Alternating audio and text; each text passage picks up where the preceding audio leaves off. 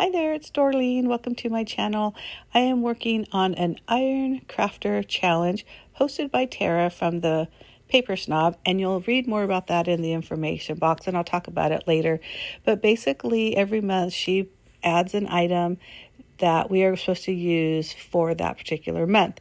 Now this month it's rub-ons. I don't have a lot of rub-ons, but I have this set here. It's from Simple Stories, and it's vintage Mickey or Disney. I'm not sure exactly what it's called, but I am not doing a Disney layout. So why did I choose this rub-on? I do not know, but I did know that I had bought those a long time ago and they're on clearance, and I thought, well, everybody loves Mickey. I'll find something to use them with. And that was the first thing that came to mind when I saw that rub-ons as the challenge item. Now I have those two pictures, the ones that are on the top left, that are taken in San Diego. And if you notice on that postcard behind my mom and I, it says Anchors Away, because that Liberty Public Market is there's a whole bunch of food booths in there, and it's an old naval base. So it has kind of like a nautical feel, at least that one word. So I thought, you know what, it works. Now these pattern papers were on my desk and I was clearing things out, and I didn't really want to put those away. So I thought to myself, if I don't use these within the next couple of weeks or the month, I'm just going to toss them, or at least put them in my, recycling pile. And so the first thing I thought of again was grab those papers, because it has all these different colors. And so it is going to coordinate with those rub-ons. And also because this is a month in review layout, none of these photos are going to follow or need to follow a certain color scheme. So in my opinion, all of the colors work with all of the photos. I don't know if you've ever done a month in review layout before, but I like to do these all the time, because these are just photos that, you take them and you want to remember them, but it doesn't necessarily mean it needs an entire or a full layout. So I do that a lot with the end of the month when I go through my photos and say, okay, what haven't I scrapbooked? And then I look at them and say, do I want to do a single one, or do I want to just do a month in review? And in this case, I have a lot of photos for this month in review. So now I'm looking at the rub-ons, and you can tell there's a lot of, say cheese, well, I'm happy, those kind of things. So you can technically use those for anything. And that's basically what I decided to do. Now I'm definitely going to use the more nautical ones near these San Diego photos, and you'll see as I'm deciding to put these around what I'm going to do. So again, I'm going to just kind of put my camera on pause and then adhere the papers. Now, this is what I decided to do. I changed my mind, and instead of using the dark blue for the layout base, I put all the pattern paper on white cardstock, and then I'm going to gut the blue and use the blue to matte the photos. Now, the reason why I'm gutting it is because I don't have much of this paper left, and I thought, I need to keep as much as I can of it. So to gut a paper is I did, because all I did on the white part of the white paper with all the, the pattern paper, I cut a 1/2 inch on two sides. So now this piece is 11.5 by 11.5. So I cut within the blue, using my paper cutter as a guide, 1 inch from every side. And it's approximately, some of them are a little bit longer. And then I'm just going to matte that. But you see how it just looks perfectly fine. I didn't need that back color. Now, the only time I wouldn't gut something is if let's say the blue cardstock was a thinner cardstock, or even this white one was really thin, then it doesn't really work. But both of these are cardstock, heavier weight, and so it works. And it also gets rid of a little bit of bulk and heaviness of the layouts. So I'm going to do that for both sides, and I'm going to go ahead and adhere those down. So the first page I'm going to work on is the left side. And again, I'm just kind of looking at the photos, what's the best placement, and I'm just kind of super speeded it, because you know how it is, folks. You move a photo, a 1/4 of an inch to the right, then to the left, then up, then down, and finally you get to a point after lots of time where these photo placement's going to be. And that's exactly what I did. But now I'm going to look at the rub-ons and say, okay, what am I doing? Like I mentioned before, I am going to stick with that more nautical one over there close to the San Diego ones because I think they work. Now, I knew I should have cut that out before I rubbed because this happens all the time. You see how part of a different one showed up there. I tried to erase a little bit of it and tried to get it off. It wasn't coming off, folks, which is kind of surprising to me, but I guess that's great. That's good quality. So I went ahead and put that mini there because I thought, it works. And, I didn't hate the idea of having the mini there, although it wasn't my initial choice, but that's okay. I'm working with what I have. I'm going to go ahead and adhere the photos as I'm putting the rub on because I didn't adhere them at first because I didn't know what was going to be behind the photos or, how you might have a little portion of it just kind of tucking in. So I wanted to make sure that the rub-ons had enough room, I guess, to place before I actually glue down the photos. And then I'm going to tell you something right here. So I use my T-square ruler. I think it's straight. It's all good. Put it down. And then as I'm rubbing on there, I'm looking at that. There is no way that photo is on there straight. So I peeled up as much as I could and then moved it a little bit.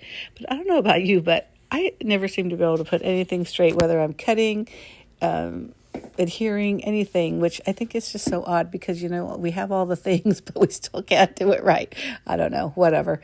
But see here, I'm just like, no, that is not straight. So I try to adjust it a little bit, whether it worked or not, I don't know, but I tried.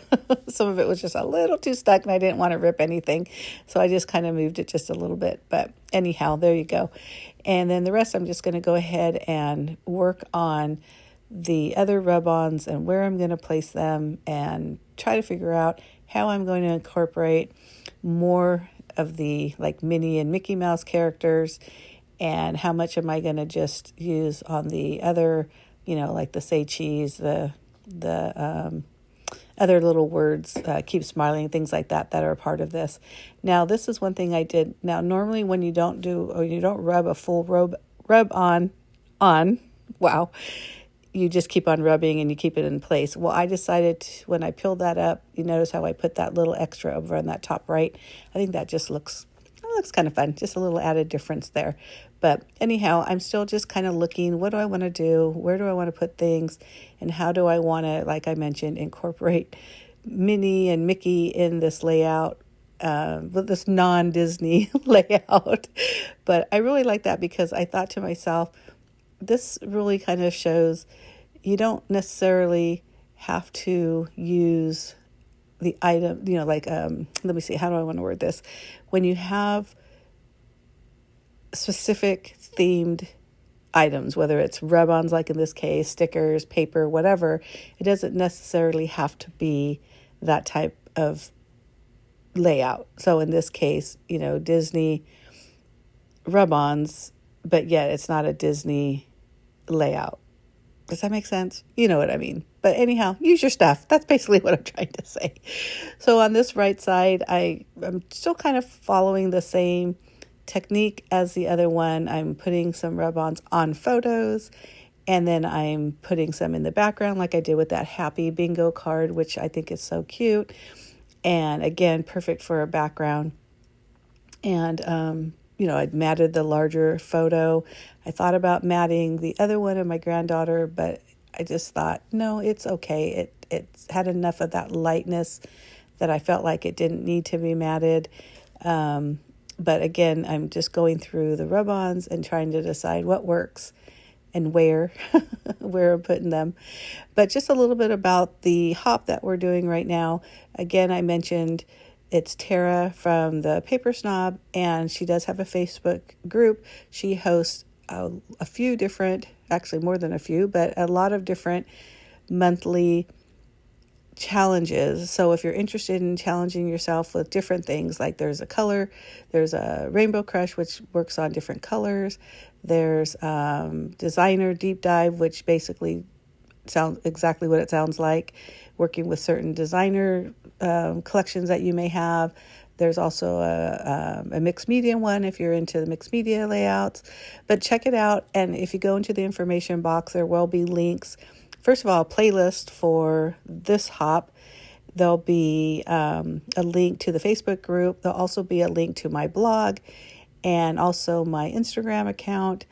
And also, this hop is also on Instagram.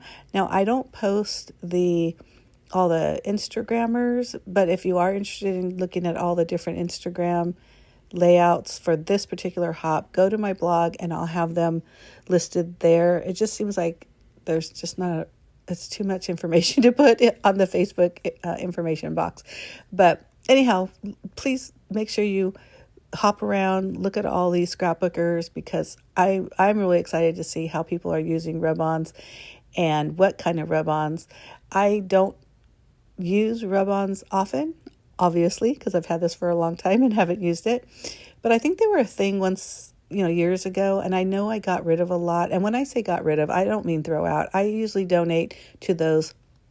You know how there's always giveaway tables if you go to a crop or anything like that. I love doing stuff like that because, especially if you're a new scrapbooker, if you can get anything for free, that's awesome because, somebody can use it, more power to them. But this is basically the layout. I am going to do another quick review because I am adding a little bit of journaling and then the title, things like that. But here's a really good close-up of both layouts. I hope you enjoy this. I think it turned out really cute. Again, make sure you hop along, leave comments. People are amazing. You're going to get inspired and want to do all of the challenges just like I did. And please make sure you hit the thumbs up if you like this video. Make sure you hit that subscribe button. I do post 2 videos a week. One is always scrapbooking and the other is whatever type of craft I happen to be doing that week. But I hope you enjoyed this. Thank you so much for watching. I really do appreciate it. And like I mentioned before, make sure you hop along and check out the other scrapbookers. I know you'll be inspired. Thanks again. Bye.